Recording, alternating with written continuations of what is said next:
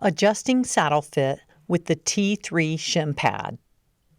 Shim pads can help compensate for either an imperfect saddle fit, or conformation problems with your horse's back, or for asymmetry in your horse from side to side. It's not intended to compensate for a poor saddle fit or for a saddle that's not suited to the horse to begin with. To evaluate your saddle fit, first, place the saddle on the horse's back without a saddle pad.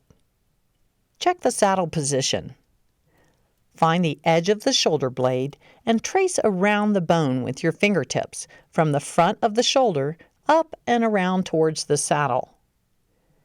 If you run into the saddle skirt, the shoulder should be able to rotate under it with little to no interference. If your fingers run into the bars of the saddle, not the skirt, as you trace the shoulder, the saddle's too far forward, and it will interfere with the rotation of the shoulder blade.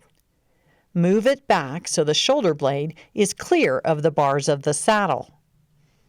With the saddle correctly positioned, you can now check the saddle fit.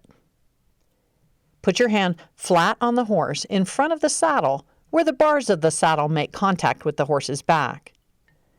Start to slide your hand along under the saddle bars. If your hand has difficulty passing between the saddle and the horse, or if your hand feels squeezed, this is a pressure point. You'll remove a shim from this area.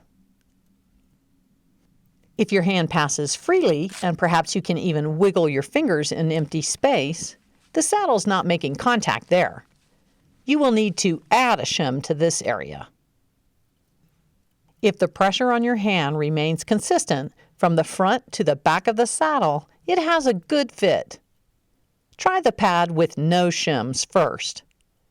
Add or remove one shim at a time as your evaluation indicated, then place the pad under the saddle. Repeat the previous steps to check the fit again and add or remove shims as needed. Repeat this process on the other side of the horse. Next, tighten the girth and step back to examine the appearance of the saddle. If it appears level from front to back, go ahead and mount up. If not, you may have more shimming to do. Once you're mounted, evaluate how the saddle feels standing still, with your weight in the irons. Does the saddle feel balanced from side to side and front to back? Does it feel stable? If the saddle still looks like it dives down at the front when it's cinched, the tree is wider than the horse, and you may need to add another shim to the front on each side.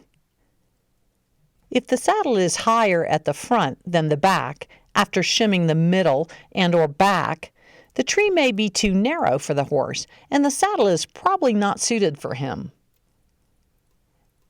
If all seems well, test ride for a few minutes of warm-up. If everything still feels centered and balanced, give your horse a thorough workout. Then dismount, pull the saddle and pad, and examine the horse's back. If the sweat patterns are uniform or the back is largely dry, you've probably got a good fit. Continue to check your horse's saddle fit on a regular basis throughout the riding season. As your horse becomes conditioned, muscles will change, and consequently, you may need to readjust your shims. Additional shim sets are sold separately. Remember, if you find that you need more than 4 shims in one pocket, you should consider another saddle for your horse. Shims can only refine a saddle that does not fit perfectly. They are not intended to compensate for a saddle that is not suited to the horse to begin with. And never use shims to compensate for or cover up any medical conditions in your horse.